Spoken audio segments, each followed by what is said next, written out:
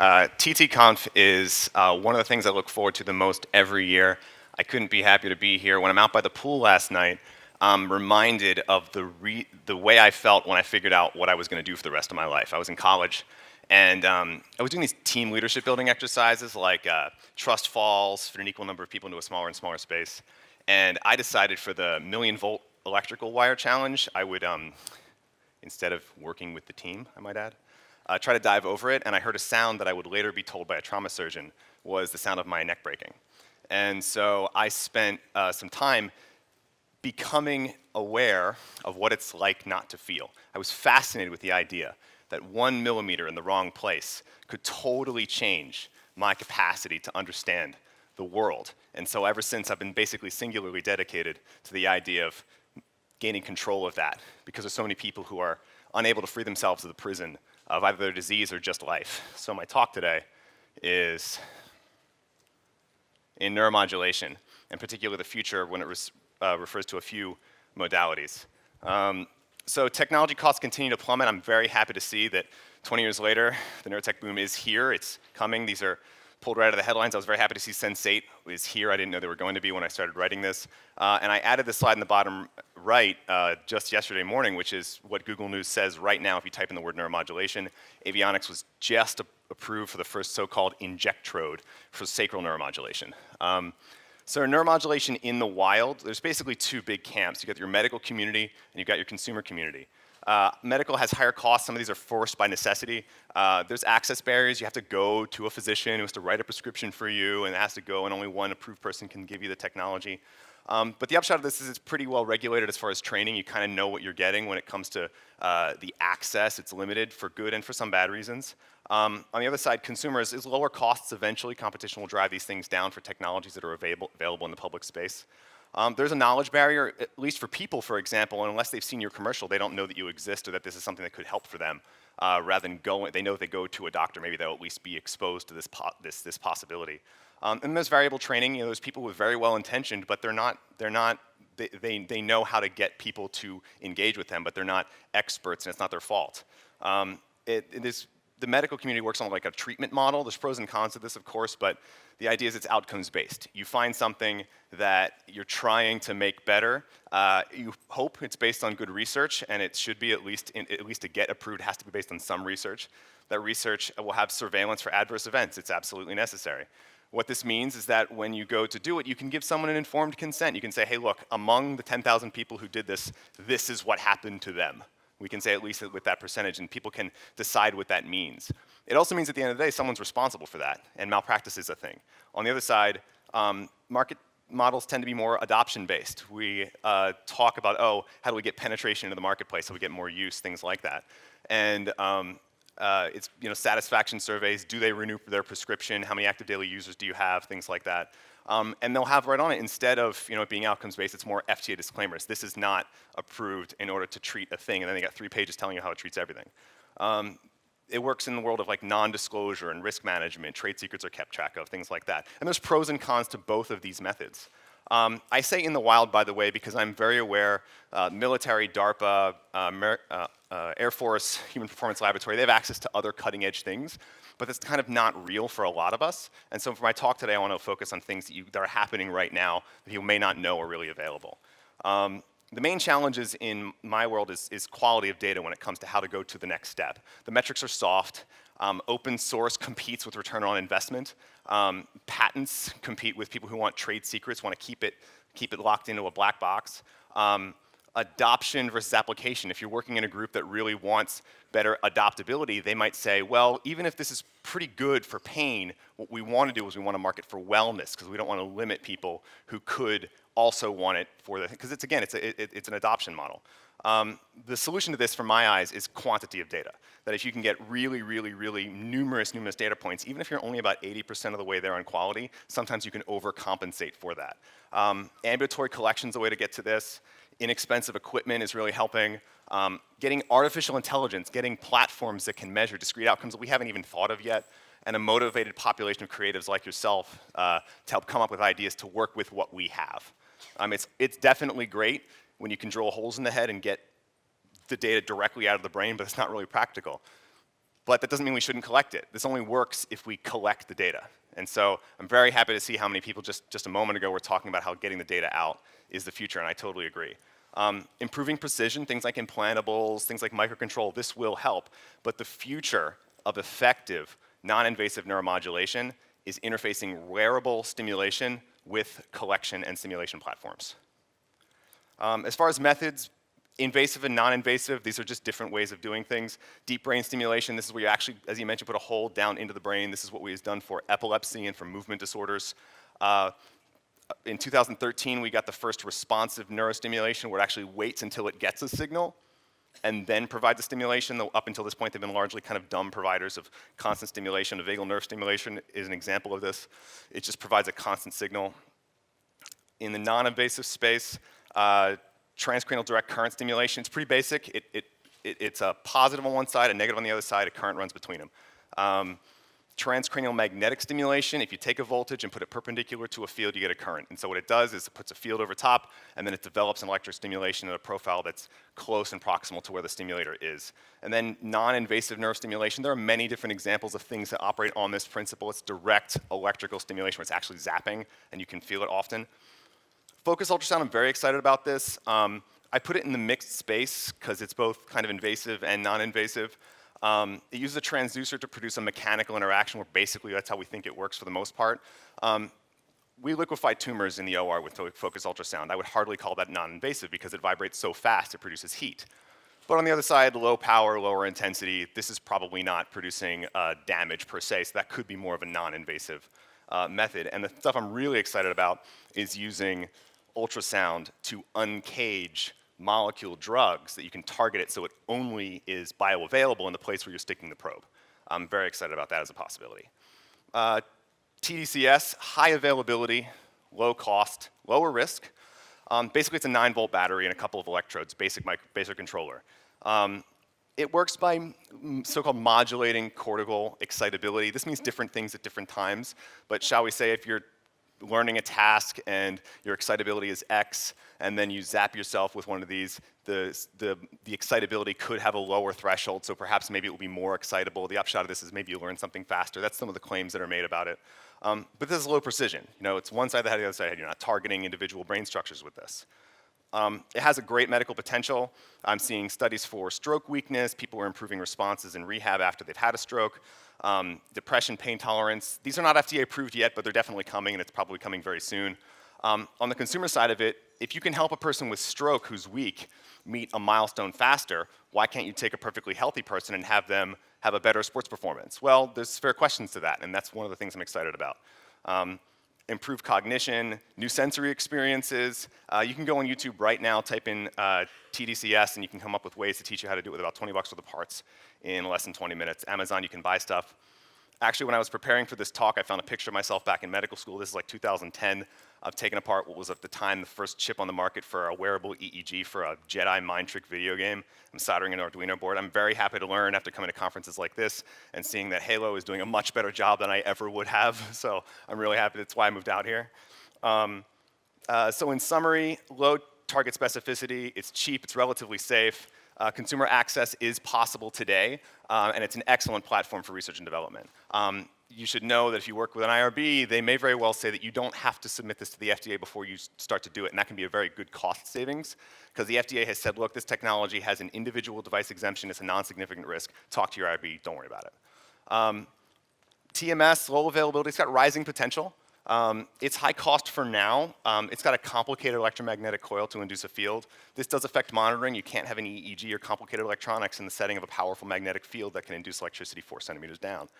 So there's variable precision with how well you can target this stuff. This is a good example. You can see the red spots here are where the part of the brain that is best prone to be able to produce an electric increased cortical excitability there. What you also see is that's a perfect 3D rendered model of that person's skull. It's also very carefully targeted. There's an MRI of that own person. And so the question is whether you could get an equal degree of cortical excitability, even with the same device and the same stimulation protocol, with just a head model for the average male of this size is a very fair question. There are FDA-approved treatment for this. This is the chair from Neurostar that we use for treatment-resistant depression.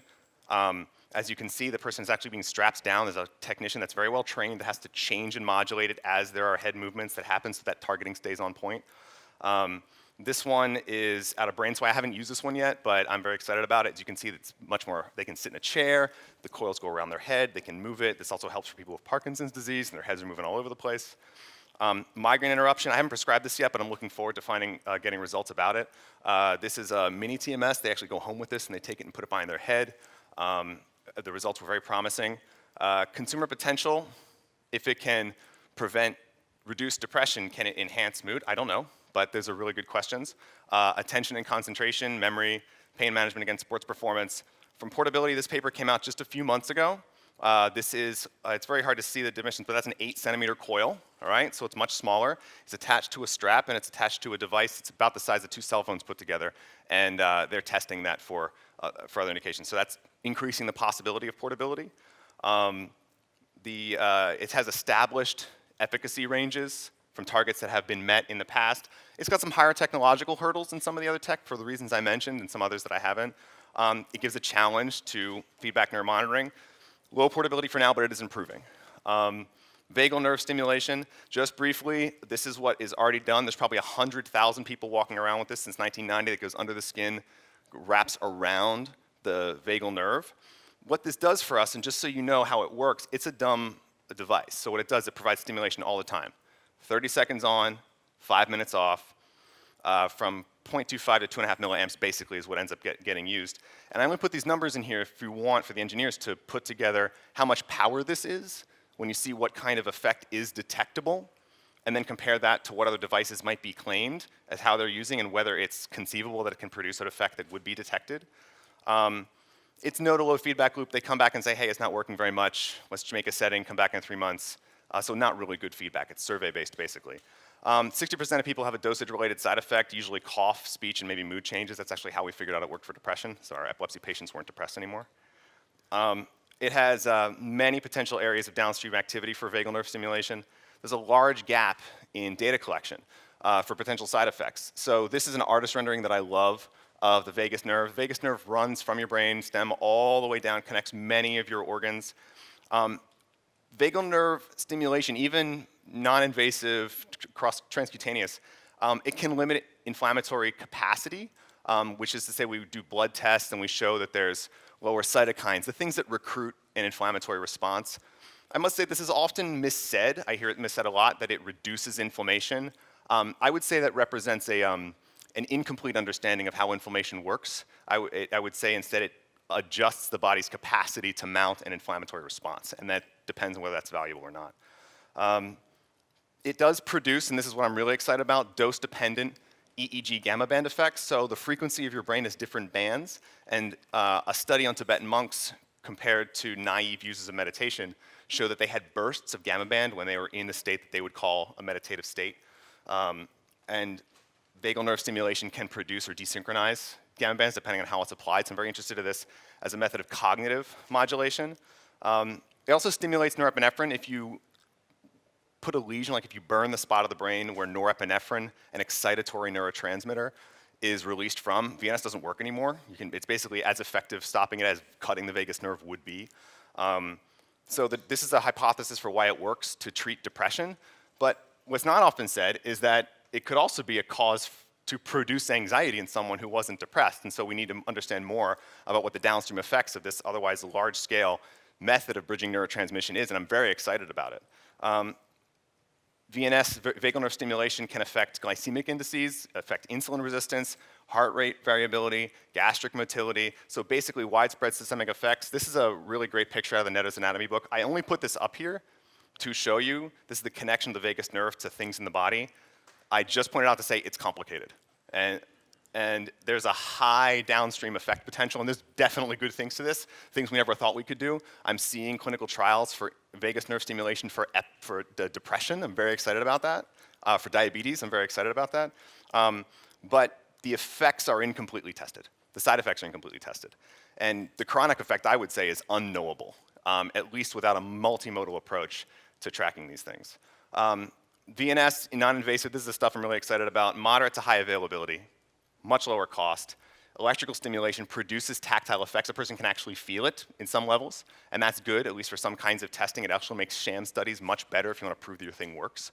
And it's an extracranial target, so it's usually on the neck. There's other places too you can do it too, but the one that I see the most often is there. It's closest to the surface of the skin.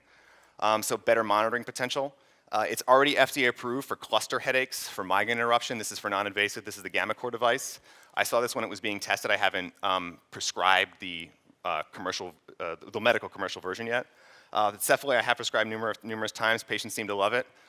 It's a patch that goes on and stimulates your trigeminal nerve, that sensation to the face. This one is from Nemos over in UK. It's their version of the FDA approved, CE approved over in Europe. Hasn't made it over to the US yet for epilepsy, which it really should, and then also for tinnitus, a few other things. Some of you may remember that Think was around a few years. They're now moving into the psoriasis space because of some of the things that they found. So the consumer potential, relaxation, pain management, attention, you see some patterns here. Many opportunities. I'm excited about pulsed focused ultrasound for vagal nerve stimulation. It's promising long term. There are still some technical challenges. The direction matters. I mean, it could be directly on you and just off by a little bit and you're just missing completely. So non-animal studies are needed. There's a lot of animal studies up through recently. And the tech is available and hackers are experimenting. Some are even charging. There's established efficacy ranges. There's lower technological hurdles for cranial nerve, vagal nerve stimulation. There are experienced FDA reviewers who've looked at these devices and understand the space, and that's really, really great. They are an ally when it comes to getting through this if you know what they're looking for. High portability, surgical comparison group. This is amazingly huge to have a group of hundreds of thousands of people that have been tested for 30 years to see what their side effects were to compare your proposals to. So data-driven transformative technology. Neuromodulation needs data to become a truly transformative technology. Mode choice, what method you use is partially valuable. Most people would say a blowtorch is better at making fire than matches. But the method feedback is actually much better. I will take a survivalist with 2 sticks to rub together and tinder over a blindfolded person in a blowtorch you just push into a forest any day of the week. So making non-invasive neuromodulation outcome dependent is the most important thing. And so the question I have for everybody is your effect classifiable? The thing you're going to it for, or the thing that you want to do, or is your effect classifiable? It's pretty simple. If you say it has no side effects, what I hear is that it has no real effect. Because side effects, main effects are all effects, right?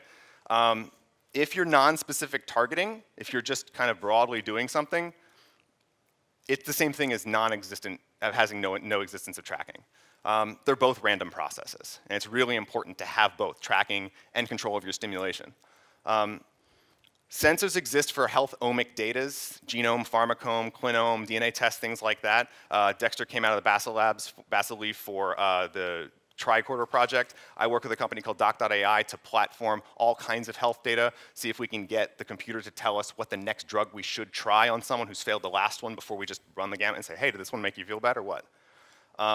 These are AI ML platforms. I'm very happy to hear what Shasha might be saying after Jeffrey today. So the future of neuromodulation is multimodal feedback control, real-time versus brain-time regulation loops. This is Neuromore, they're upstairs. I'm very happy to say that they just went open source. Anybody can use their platform. That's one of the reasons I'm really excited about talking about them today. They take all these different modes, EKG, EMG, et cetera, put it together, classify it, put out an infographic that will tell you something we can do with data analytics from that. Choose Muse and Motive, these are other things that have been available for a few years. You need to plug that into a platform so you can read. You can imagine down here in the bottom right, you're sitting at night, you've got a sleep mask that has both vibration and light and sound, and the light's changing, and it's modulating itself according to the state of sleep that you're in or according to the type of mood that you have, whatever it's doing, real-time or brain-time monitoring. And so finally, the future of neuromodulation is knowing your electrome, all right? Not your clinic, all those things are important, but knowing your electrome, knowing the state of your neurostimulation response profile, building this up. This is an output from Neuromore where they actually show, okay, we got all these different metrics, developing a connectivity map for a person where it shows how much of their connectivity, how much nerves do they have, what is their default mode network like, putting all those things, and developing synthetic neurodynamic variables for individual people. opportunity in this space is electrum dependent. Computer-aided physical influence is what I want.